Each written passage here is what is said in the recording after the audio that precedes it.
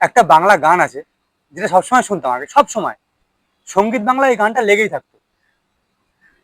মানে গানটার সাথে আমার পুরোপুরি ইমোশন জড়িয়ে আছে গানটার মধ্যে। গানটা নিয়ে আমার কোনো কমপ্লেন নেই, কিন্তু গানে যে ভিডিওটা ছিল তার মধ্যে আমার দু তিন জায়গায় কমপ্লেন আছে। পুরো গানটা সব ঠিক আছে, কিন্তু এটা কি?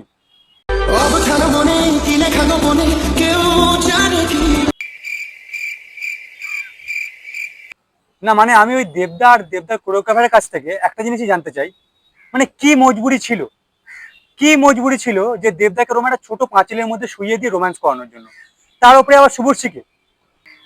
আর তবুও তো ওটা ঠিক আছে, কিন্তু এটা আবার কি?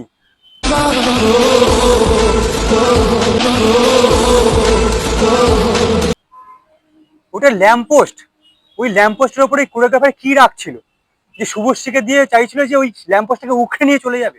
আর না হয় শুভশ্রী দি ওই ল্যাম্পপোস্টটাকে এত ভালোবেসে ফেলেছে দেবের থেকে যে ওই ল্যাম্পপোস্টটাকে ছাড়তেই চাইছে না।